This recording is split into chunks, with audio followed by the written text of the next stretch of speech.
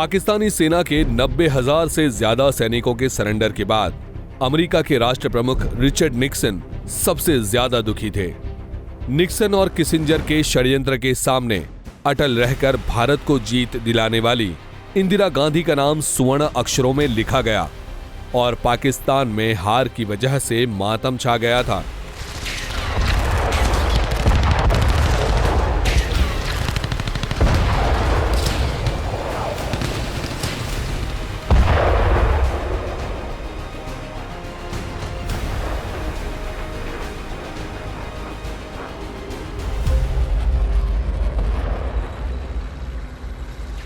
सिर्फ 13 दिन में 1971 का युद्ध समाप्त हुआ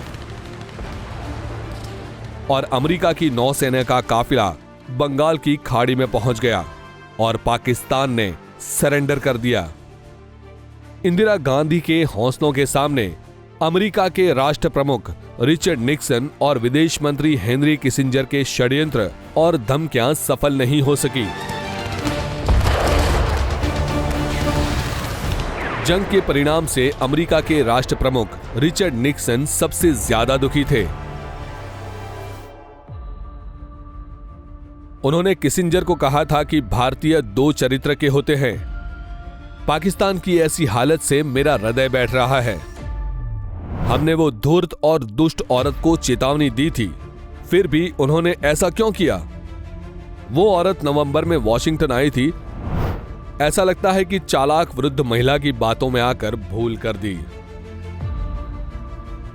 भारत की जीत से निक्सन को झटका लगना स्वाभाविक था, क्योंकि उनको युद्ध में भारत से ऐसे प्रदर्शन की आशा नहीं थी। किसिंजर ने युद्ध में 1.5 माह पहले दावा किया था कि भारतीय ऐसे खराब पायलट होते हैं जो एक बम वाहक विमान को भी नहीं उड़ा सकते। किंतु भारतीय वायुसेना की युद्ध कार्यवाही ने किसिंजर को गलत ठहराया।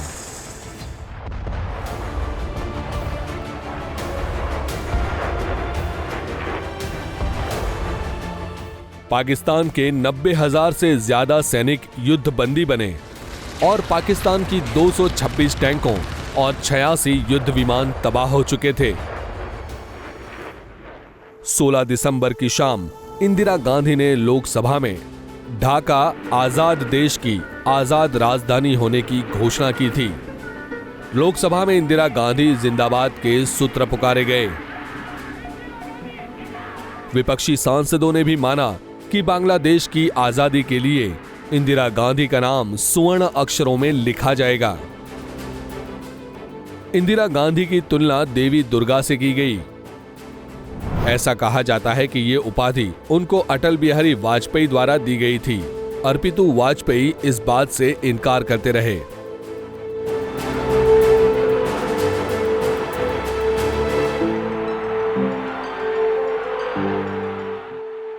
भारत में जश्न का माहौल था, तो पश्चिमी सीमा पार पाकिस्तान में मातम छाया हुआ था। पाकिस्तानी सेना के सरेंडर के बाद लाहौर के एक उर्दू अखबार ने लिखा था कि आज पाकिस्तान रक्त के आंसू रो रहा है।